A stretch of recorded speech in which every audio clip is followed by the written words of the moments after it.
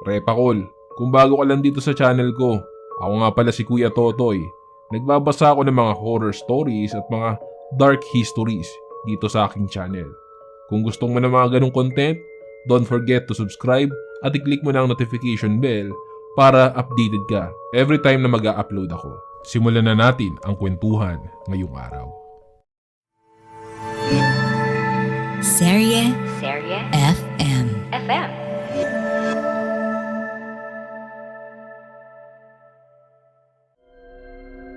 Pagkakita ko, yung pulang damit ay parang nagsasayaw. Parang nililipad ng hangin. Kita ko yung anino at dulo ng damit. Lakas loob kong binuksan ang pinto. Napatigil ako. Nakita ko yung bata na tinutukoy nila habang suot ang pulang polo shirt. Bigla siyang nagsalita. "Ate, bakit mo binibenta tong damit ko? Bigay ito sa akin ng mami ko nung birthday ko. Pero patay na ako ngayon." Sa pagsapit ng dilim, may mga kwento kang maririnig. Kwento ng takot na magpapanginig sa iyong dibdib. Mga kababalaghang hindi kayang tanggapin ng inyong isipan.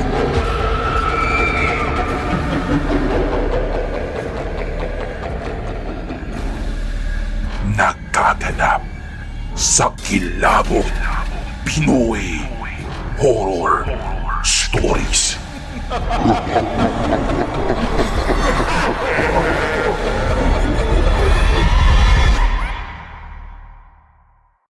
Magandang araw po sa inyo, Kuya Totoy. Itago niyo na lang po ako sa pangalang Mona. First time ko pong susulat ng istorya at matagal na po ninyo akong silent listener. Pagpasensyahan niyo na po, Kuya Totoy, kasi hindi po ako ganun kagaling magkwento. Tayong mga Pinoy ay mahilig sa mga UK na damit, or for short, ukay-ukay. Maliban kasi sa madalas ay magaganda ang mga quality ng mga damit, ay mura pa ito. May baby ako and almost 2 years old na siya. Ang lola niya ay sobrang hilig mamili sa ukay-ukay. Madalas kapag namimili ito, ay sinasabay niya talaga ang pagbili ng mga damit sa apo niya. One time, meron siyang nabiling dress for my baby. Cute siya na may pagka-vintage style yung dress kasi alam nyo yung style na maraming burda. Ganoon ang design ng dress na nabili niya for my baby. Manipis lang naman yung tela, pero ang cute niyang pantulog. Isa pa, presko siya kaya I decided na ipantulog na lang ng baby ko since sobrang pawisin talaga ng anak ko. Fast forward. First night na pinasuot ko ang dress kay baby ay okay naman. Pero nung umulit ay may weird na nangyari. Biglang gumising ang anak ko ng madaling araw. At umupo. Tapos nagsasalita na parang may kinakausap ito. As a mother, bawal ang nega. So inisip kong baka nananaginip lang siya. But the next night, iba yung ginamit niyang damit ay naging okay naman ang pagtulog niya. Then noong third time na ginamit niya ang dress na yun, ay biglang ganun na naman ang kanyang inaasta. The fourth and fifth time ay same situation. Bumabangon siya eksaktong alas 12 ng madaling araw na parang may kinakausap ang anak ko. Nakaramdam ako ng kilabot. sa damit na yun. Dahil nangyayari lang iyon sa kanya tuwing suot niya ang damit na iyon. Sa sobrang kilabot ko ay ikinuwento ko ito sa aking husband and we decided to declutter the dress. Ang creepy lang kasi, buti na lang talaga, malakas ang prayers ko para sa baby ko. Wala naman pong masamang nangyari sa kanya. Siguro yung damit na napunta sa anak ko ay pagmamay-ari ng isang bata na sumakabilang buhay na. Kakabaka Short Stories.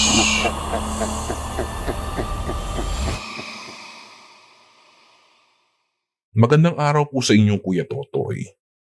Itago niyo na lang po ako sa pangalang Les.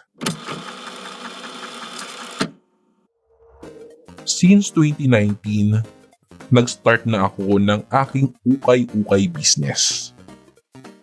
Maganda ang bentahan, mabilis kumita. Habang nag-live ako ay hawak ko ang damit na pula. Polo shirt siya. Tanda ko pa yung mga nagko-comment sa baba. Sabi nila, ang cute daw ng bata na nasa likod ko.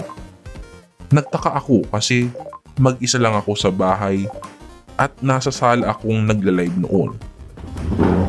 Napahinto ako at sabi ko sa kanila, ay wait lang kasi balak ko hanapin. Baka may nakapasok sa bahay nang hindi ko namamalayan. Pero bigo akong makita yung sinasabi nilang bata.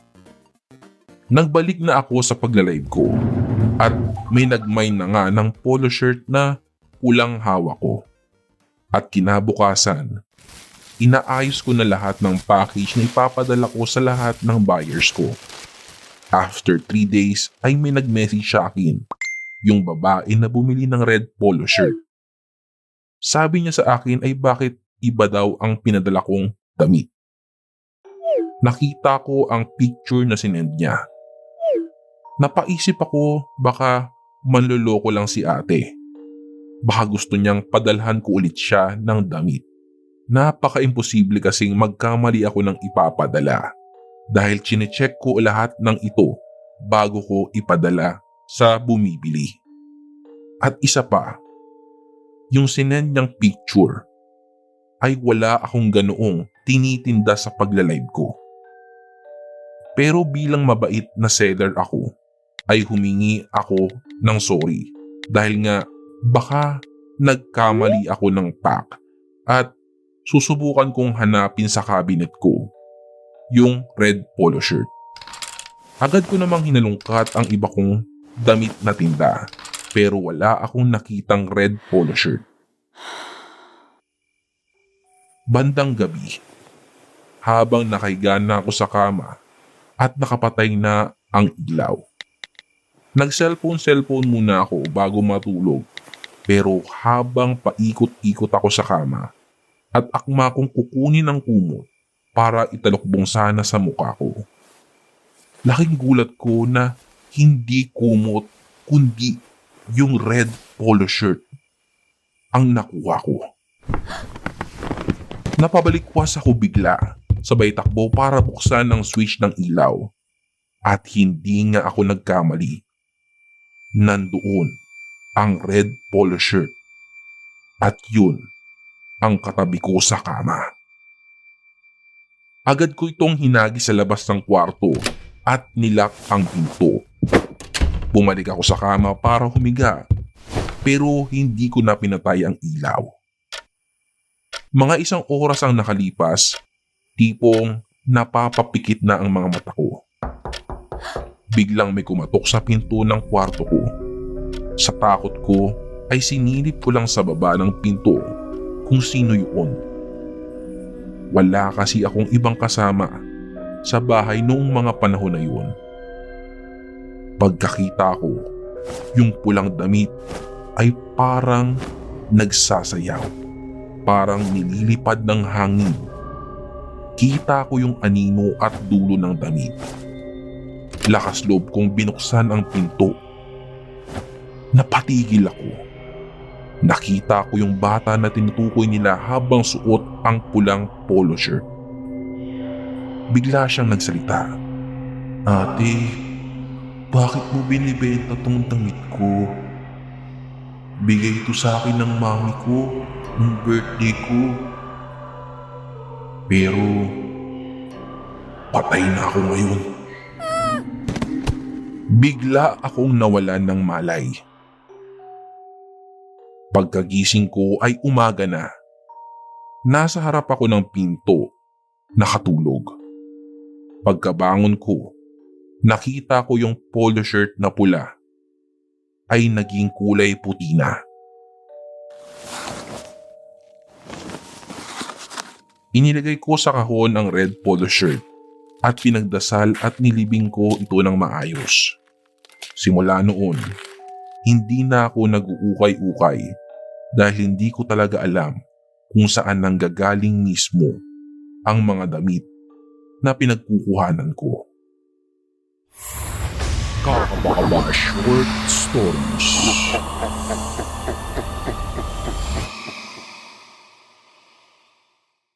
Magandang araw po sa inyo, Kuya Totoy. Itago niyo na lang po ako sa pangalang Bella. I just want to share this scary experience, which is the reason kung bakit hindi na ako bumibili ng second-hand stuff, especially mga lumang damit sa ukay-ukay. This happened early 2021. Kasagsagan po ito ng pandemya, Kuya Totoy. Ito yung time na talagang naghihirap ang mga tao sa kawalan ng trabaho.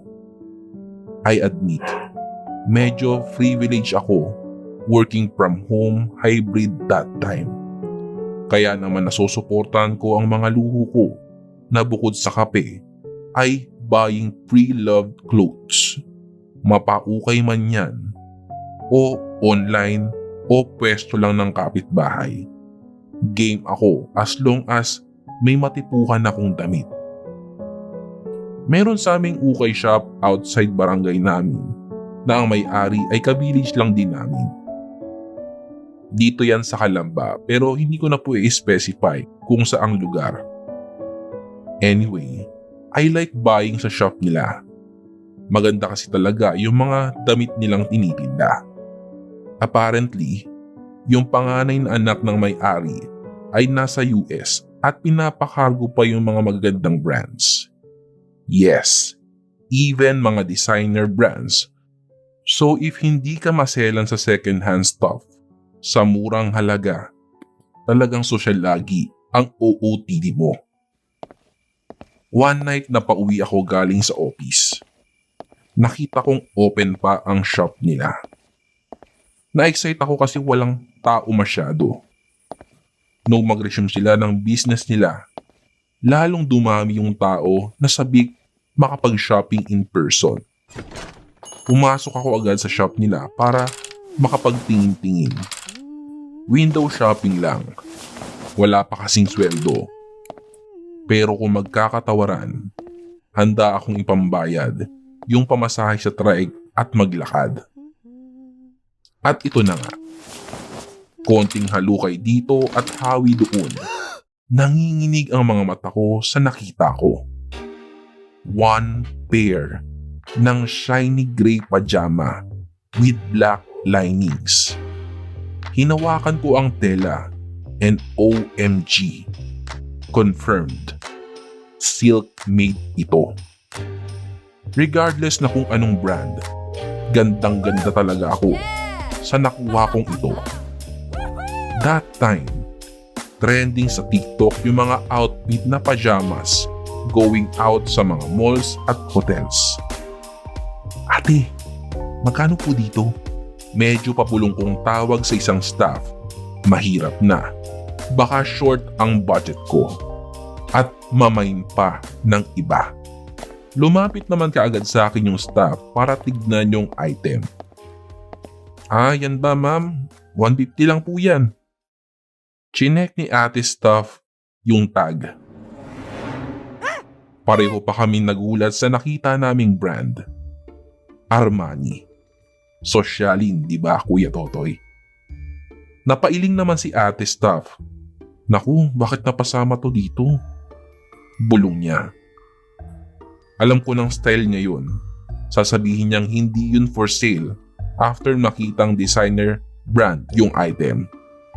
Tapos siya may kasabot siyang pagbebentahan. Inunahan ko na agad siya. Ay, di mo alam. Ask natin si Tita Marcia. Nasaan ba siya? If wala pa, pwede ko siyang tawagan. Sabi ko na may pagkamataray. Si Tita Marcia, hindi niya real name. Yung taga-village namin yon na may-ari ng ukay-ukay store. Nataranta naman si Ate Stop nung malamang kilala ko yung may-ari. Well, sa totoo lang, kakilala ko lang sa pangalan. Pero hindi kami close. FB friends kumbaga. Ang mahalaga, gumana yung bluff ko kasi agad akong pinasunod ni Ate Stop sa counter. Nainis yata. Hindi na tinanong if may iba pa akong bibilhin. Okay lang naman sa akin dahil ito lang naman ang kaya ng budget ko that time. Pagkabalot ni ate ng purchase ko sa paper bag, masungit niyang sinabing, "250 po ma'am." Umangal naman ako. Huh? Kasi sabi mo lang kanina na 150 to eh. Tapos magiging 250? Grabe ka naman ate. Kikikba ka pa yata eh. Ireklamo talaga kita kay Tita Marcia. Sabi ko. Ma'am, branded po kasi ito. Pero teka, kukonfirm ko po muna kay madam yung presyo. At kung talagang 150 lang talaga, isosoli ko na lang po sa inyo yung 100 pesos kung sakaling mali ako. Sabi na lang niya. Hindi na ako nakipagtalo kaya binayaran ko na. Kahit 250 pa yan, wala pa yan sa 10% ng price nito. Magtitiis na lang muna akong maglakad ngayon at magkakape na lang muna ako ng 3-in-1 bukas.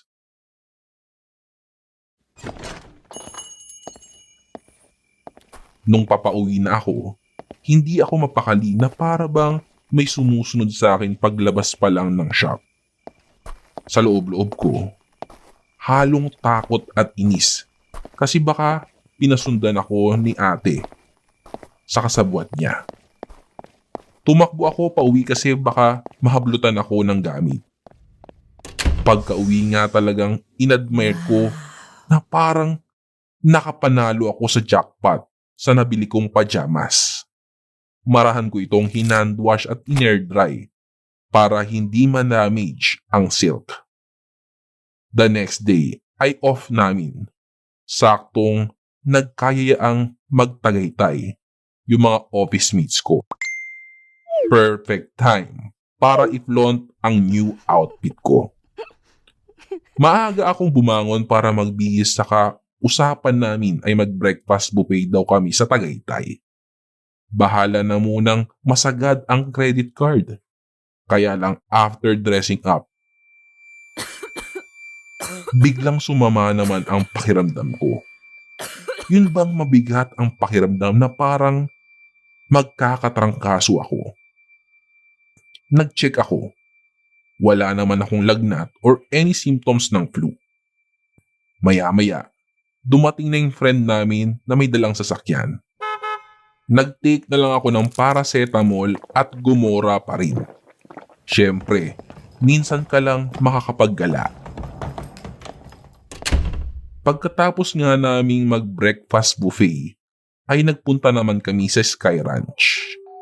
Tanghali na nito at take note, summer nito ha, pero ginaw na ginaw ako.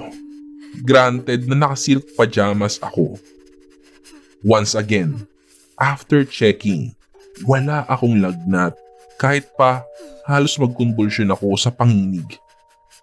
Ay beshi, kaya naman pala masama ang pakiramdam mo. Sabi ni Micah ng friend ko na nakatingin sa likuran ko. It's your day na pala. Doon ko napansin ang bakat ng dugo sa may likuran ko. Nagtaka pa ako nung una pero it makes sense why masama ang pakiramdam ko. Considerate naman ang mga kaibigan ko kaya hindi nagtagal ay umuwi na rin kami para makapagpahinga ako.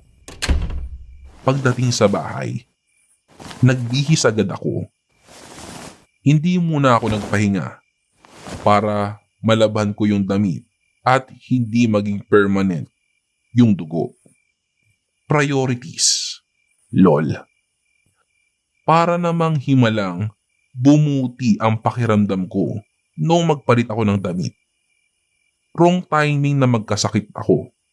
Kung kailang nakauwi na, saka naman nawala. Sinimulan kong i-handwash yung pajamas. Napakunot mo ako. Paanong pati yung back part ng top ay may bloodstain din. At ang laki pa. Nakakainis.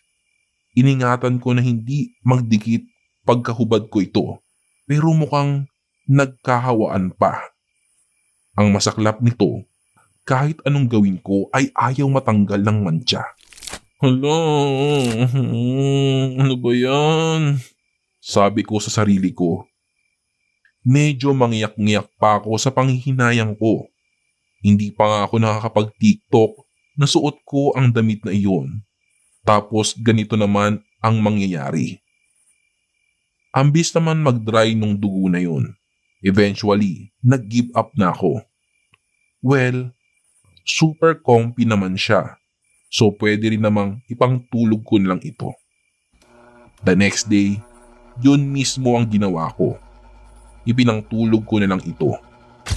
I made sure to send a snap sa ka-talking stage ko that time. Let's just call him Jim. Pang-akit. Bakit ba? Nasa ibaba na ako ng bed at nakuupo sa sahig when I sent the snap. Nasaan ka? Reply nung kasnap ko. Nasa bahay. Matutulog nga. Work pa tomorrow. Why? Reply ko naman. Okay.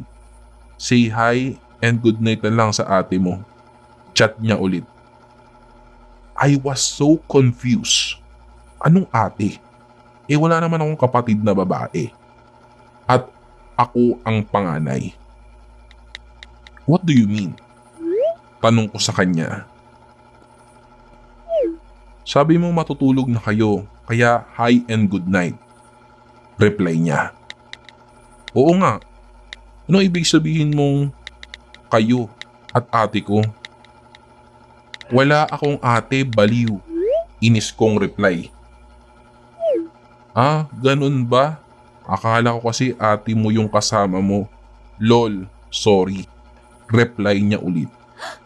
Hindi ko mapaliwanag pero bigla akong kinilabutan.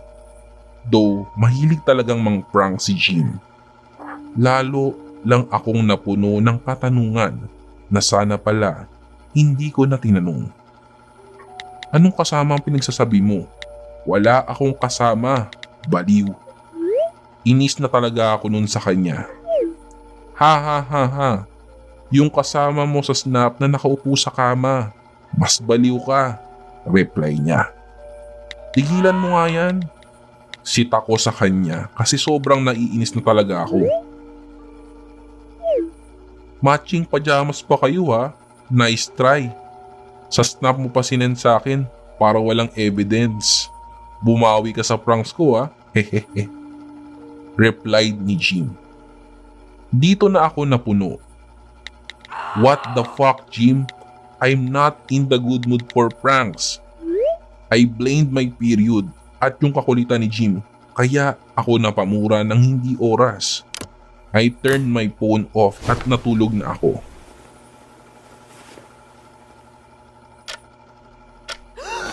I think around 3 a.m. Nagising ako na parang hinahabol ang hininga ko at takot na takot ako. I remember umiyak pa ako. Hanggang ngayon kasi malinaw pa rin sa akin yung bangungot ko noong gabing iyon. Sa panaginip ko, nakikita ko daw ang sarili ko wearing yung pajama na pinantulog ko pero puti ang kulay. Ang kakatawa lang, ibang tao daw ako sa panaginip. Ibang mukha, buhok, katawan, basta ibang iba. Pero sa panaginip ko, ako daw yun. Then nagkaroon daw ng kaguluhan at nagsitakbo ang mga tao. Kasama na ako. kusang gumagalaw yung katawan ko.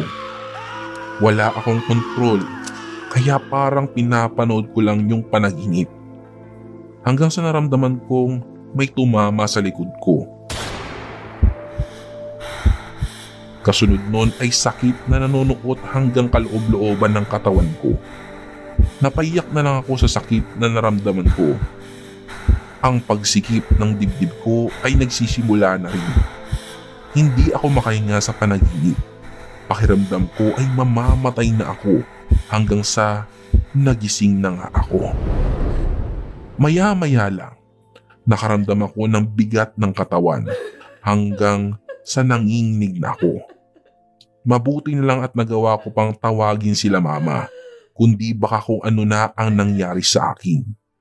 Hanggang sa nawalan ako ng malay.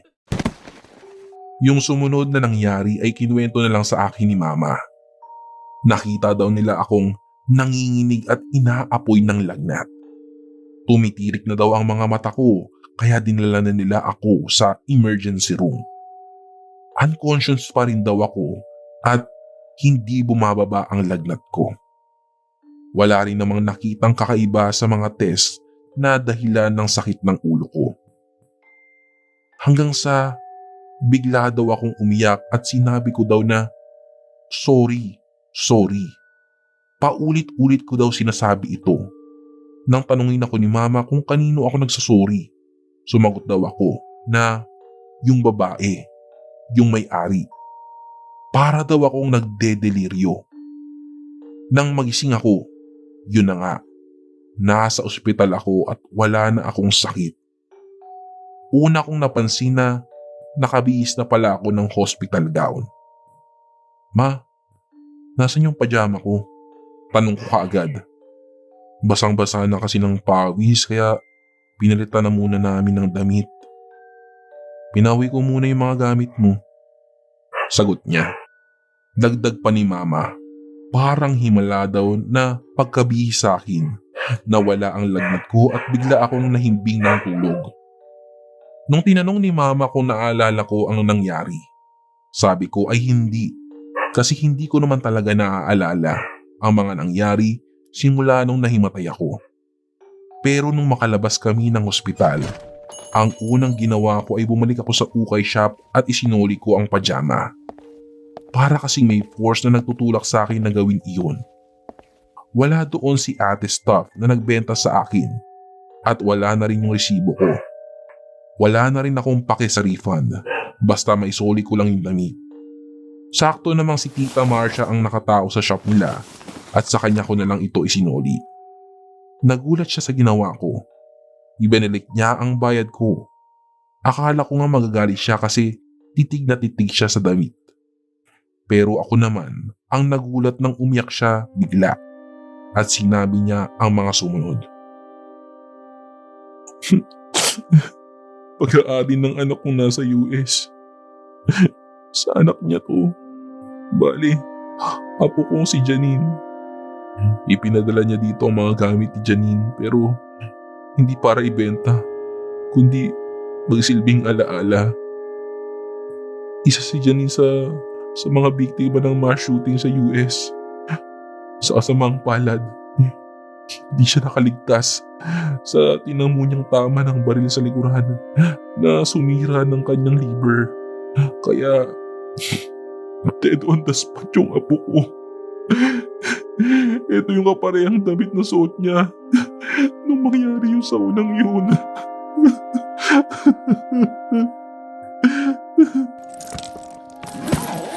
Nilabas ni Tita Marcia galing sa maleta ang kaparehong designer brand pajama, ngunit kulay puti at may mantsa ng dugo sa likuran kung saan tinamaan ng bala ang apo niyang si Janine. Kala ko matutumba ko kasi nanlambot ang mga tuhod ko. Pero nakaalis naman ako ng maayos. Magmula noon ay hindi na ako bumili ng ukay o anything na second hand.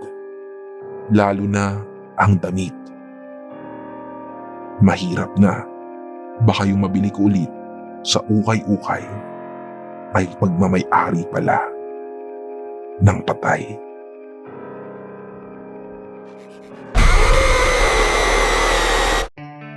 Nagustuhan mo ba ang kwento natin ngayon sa Kilabot Pinoy Horror Stories?